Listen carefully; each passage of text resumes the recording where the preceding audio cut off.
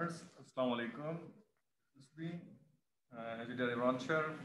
Today we discuss the last topic of our chapter number 5, vectors.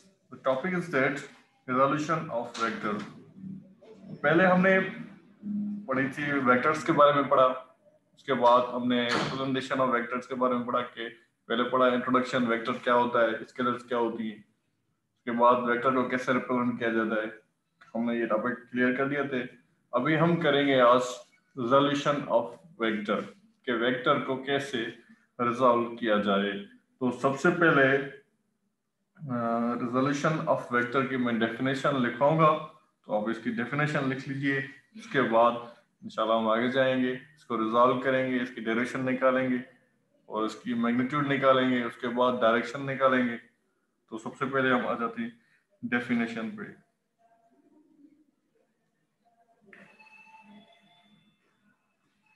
Definition क्या है resolution vector की? The splitting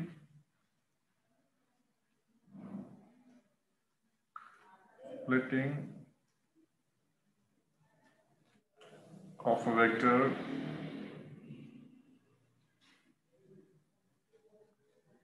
into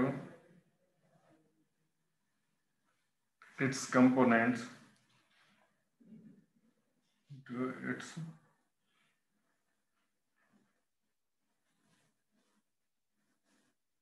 components is known as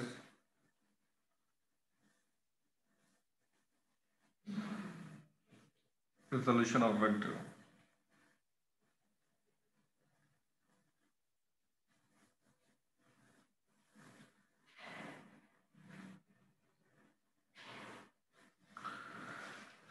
definition से आपको थोड़ा सा अंदाजा लग गया होगा कि क्या कह रहा है इसमें। Splitting of vector into its components is known as resolution of vector. मतलब किसी वेक्टर को जब आप उसके कंपोनेंट्स में तोड़ें, कंपोनेंट्स में डिवाइड करें, तो उससे हम क्या कहते हैं? Resolution of vector. मतलब एक वेक्टर है हमारे पास, एग्जांपल ले रहे हैं, एग्जांपल सपोज करें आप कि एक वेक्टर है हमारे पास एफ, ये वेक्टर है एफ। तो इस वेक्टर को जब हम इस कंपोनेंट्स में तोड़ें, कौन से components? X Y. Coordinate system हमारे पास होता है दो टाइप्स का, तीन टाइप्स का होता है, सॉरी।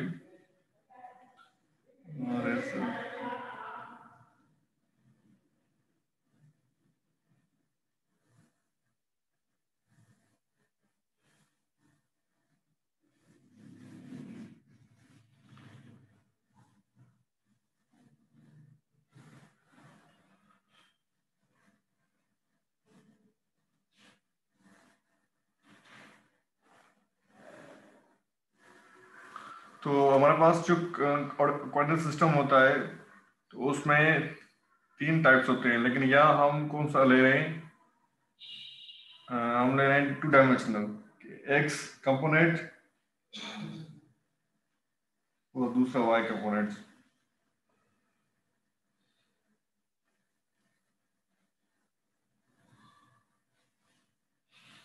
ये हमारे पास x और ये कौन सा है?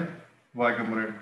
मतलब x कंपोनेंट कौन सा होता है? x कंपोनेंट हमेशा हॉरिजॉन्टल होता है और y कंपोनेंट कौन सा होता है? जो वर्टिकल होता है। हमारे पास दो कोऑर्डिनेट सिस्टम होते हैं, तीन होते हैं, x y z, लेकिन हम इधर कौन से ले रहे हैं? टू डायमेंशनल ले रहे हैं। टू डायमेंशनल मतलब जिसमें सिर्फ दो डायमेंशन हो, मतलब कौन सा? एक x डायमेंशन, दूसरा y डायमेंशन। वैसे तीन होते हैं, एक्स वाई जेड, लेकिन हम कौन सा ले रहे हैं यहाँ? हम ले रहे हैं यहाँ टू डायमेंशनल, एक्स और वाई। तो एक्स कंपोनेंट कौन सा होता है? एक्स कंपोनेंट जो मतलब वो होता है जो सरफेस पे होता है, सरफेस की तरह होता है, सरफेस पे हो जो, तो उससे हम क्या कहते हैं? X component. और जो हम वर्टिकल हो तो उससे हम क्या कहते हैं? Y component. क्लियर है? तो यहाँ हम कौन सा ले रहे हैं? एक्स और वाई।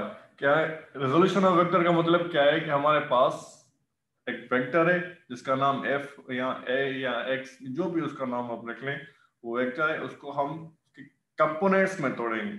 जब वो स्प्लिट हो जाए, टूट जाए कंपोनेंट्स में, कौन सी मतलब किसी भी दो परपेंडिकुलर कंपोनेंट्स में टूट जाए, तो मतलब रेजोल्यूशन के लिए हमें हमारे पास दो कंपोनेंट्स लाजमी होने चाहिए, फिर ही जाकर हम उसे रिजॉल्व करेंगे, वरना नहीं कर पाएंगे। अगर एक्स में लाई करता होगा तो फिर भी उसका रिजल्टेंट या रेजोल्यूशन नहीं कर पाएंगे, या सिर्फ वाई पे करेगा लाई वो वेक्टर, तो फिर भी हम उसे नहीं कर पाएंगे। कंडीशन क्या है? कंडीशन ये है कि वो जो हमारे पास वेक्टर है वो टू मतलब कंपोनेंट्स में होना चाहिए, मतलब एक्स और वाई दोनों पे लाई करता हो, तभी जाकर हम उसे कर सकेंगे, रिजल्टेंट उसका निकाल सकेंगे। तो फॉर सपोज एक वेक्टर है जो सिर्फ कंडीशन वन, यहाँ पहली जो आ रही है कंडीशन वन आ रही है। कंडीशन वन में क्या है कि एक हमारे पास वेक्टर है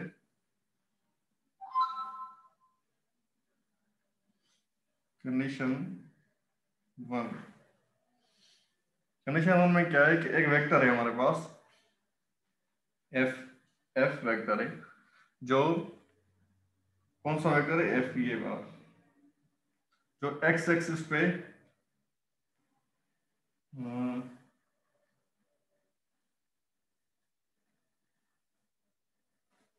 जो एक्स एक्स एक्सिस पर लाई कर रहा है।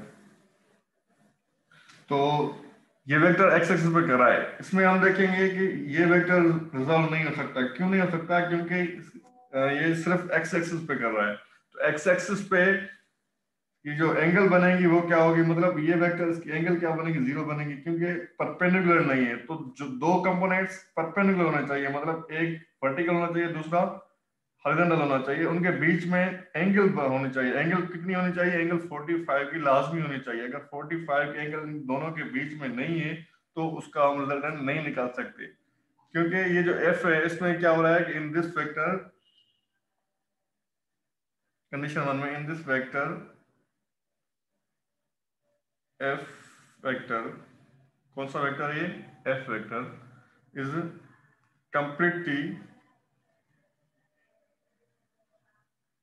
completely lying on x axis, and here y axis component is 0। क्योंकि ये जो वेक्टर है f इस कंडीशन पहले में सिर्फ x एक्सिस कंपोनेंट पे लाई कर रहा है। y एक्सिस यहाँ कौन सा है? y एक्सिस नजर आ रहा है? नहीं आ रहा है, क्योंकि y एक्सिस कौन सा होता है? वर्टिकल होता है। तो ये हॉरिजॉन्टल में, हॉरिजॉन्टल कौन सा होता है? x एक्सिस होता है, मतलब सरफेस पे। तो ये वेक्टर f है हमारे पास, ये सिर्फ x एक्सिस पे लाई कर रहा है, इसका y कंपोनेंट जो है वो 0 है। तो इसका जो रिजल्टेंट है या रेजोल्यूशन हम नहीं कर सकते, क्योंकि इसका y कंपोनेंट क्या है? y एक्सिस क्या है? 0 है। तो सबसे पहले हम देखेंगे कि हमारे पास रिजल्टेंट निकालने के लिए जो वेक्टर है उसके कंपोनेंट्स दोनों दो होने चाहिए। कौन से होने चाहिए? x y, और दोनों परपेंडिकुलर होना चाहिए। उनके बीच में एंगल कितनी होनी चाहिए? 45 एंगल होनी चाहिए। तो यहाँ भी ये नहीं कर रहा, इसका रिजल्टेंट नहीं निकल सकता, क्योंकि इस कंडीशन में सिर्फ एक्स एक्सिस पे लाई कर रहा है। अब मैं आपको प्रूव करके दिखाऊं। जो यहाँ एंगल कौन सी बनेगी? एक्स एक्सिस पे 0 बनेगी। अब एक्स एक्सिस पे कौन सा होता है सिस्टम, कौन फंक्शन कौन सा होता है? साइन थीटा होता है। साइन 0 किसके बराबर होता है? यहाँ एंगल कौन सी बनेगी? 0 है, क्योंकि इसका y कंपोनेंट तो है नहीं, तो ये 0 एंगल है। जब आप एंगल कौन सी है? यहाँ 0 है। तो साइन ये क्या एक्स एक्सिस पे क्या होता है? एक्स एक्सिस पे क्या होता है? एक्स एक्सिस पे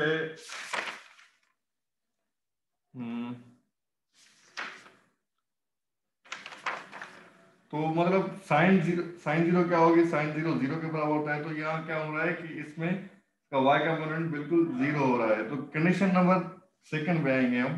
condition number second, condition number second में क्या है? हमारे पास एक वेक्टर है f, ये f वेक्टर है। तो ये लाई कर रहा है कहाँ? y का कंपोनेंट्स में, सिर्फ y पे कर रहा है, परपेंडिकुलर कर रहा है। तो इसके पास मतलब x कंपोनेंट नहीं है, सिर्फ y पे कर रहा है। y कौन सा है? ये वर्टिकल लाइन है क्योंकि वेक्टर वर्टिकल पे कर रहा है, तो ये सिर्फ y कंपोनेंट पे कर रहा है, इसका x कंपोनेंट बिल्कुल नहीं है, वो 0 है। तो इस कंडीशन में भी क्या होगा? In this condition f vector completely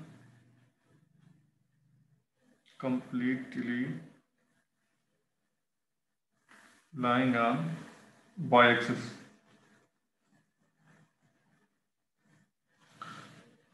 and is understood that, and it is clear that its y component is 0. So we cannot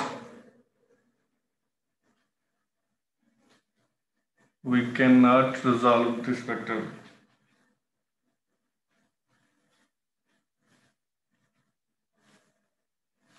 क्योंकि यहाँ जो है ये वेक्टर हमारे पास f, वो सिर्फ y कंपोनेंट पे लाई कर रहा है, जो इसका x कंपोनेंट है वो 0 है, तो सिर्फ y पे है, इसलिए इस कंडीशन नंबर सेकंड में भी हम इसको रिजल्टेंट नहीं निकाल सकते क्योंकि इसका x कंपोनेंट 0 है।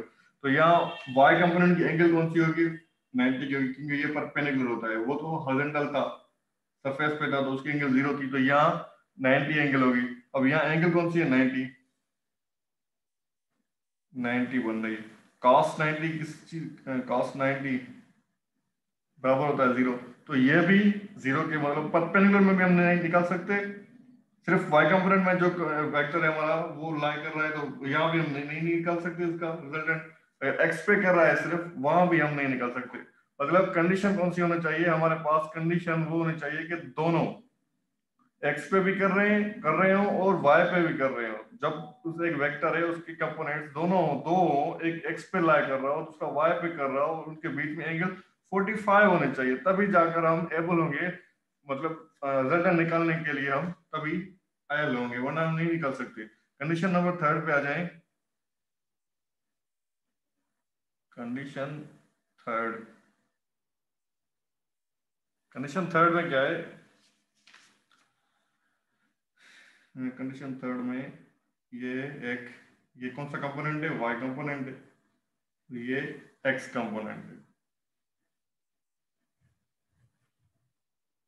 ये x एक्सिस और ये y एक्सिस। y एक्सिस हमेशा वर्टिकल होता है, x एक्सिस हमेशा हॉरिजॉन्टल होता है। तो यहाँ कौन सा वेक्टर है? ये वेक्टर है हमारा वेक्टर f। ये वेक्टर, इस वेक्टर का नाम क्या है?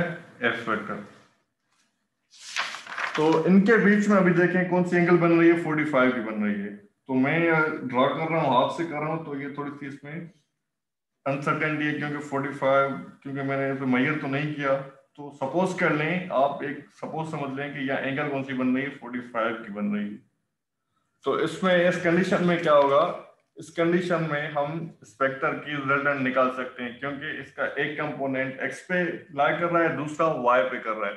तो मैंने आपको पहले ही बताया था कि किसी वेक्टर का रिजल्टेंट हम तब निकाल सकेंगे या उसको रिजॉल्व तब कर सकेंगे जब उसके दोनों कंपोनेंट्स वो लाई कर रहे हो, x कंपोनेंट पे भी और y पे भी, मतलब x पे भी कर रहे हो, y पे भी कर रहे हो, तभी जाकर हम उसका रिजल्टेंट निकाल सकेंगे। in this condition in this condition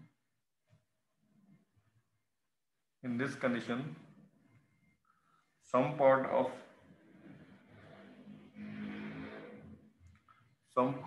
vector, some part vector lying on x-axis and some on y-axis।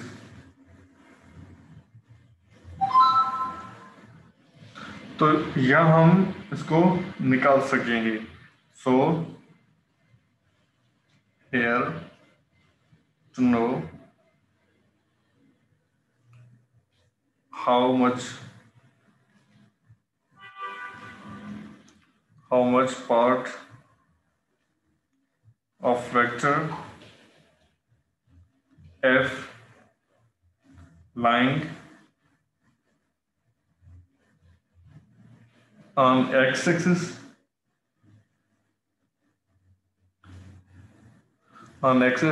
and y-axis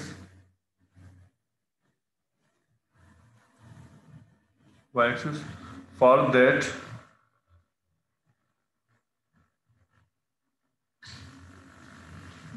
that we shall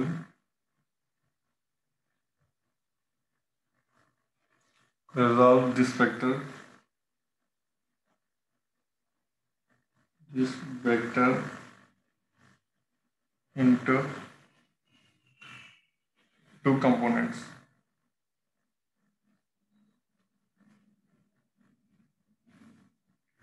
clear है कि यहाँ सबसे पहले तो हम इस चीज के एबल हो गए कि ये जो वेक्टर है एफ ये दोनों कंपोनेंट्स में कर रहा है एक्स और वाई में। तो हम अभी इसको टच करेंगे कि हाँ भाई हम इसको सॉल्व कर सकते हैं। अभी हम देखेंगे कि एक्स पे कितना कर रहा है और वाई पे कितना कर रहा है। तो इस चीज को फाइंड करने के लिए, मालूम करने के लिए शिट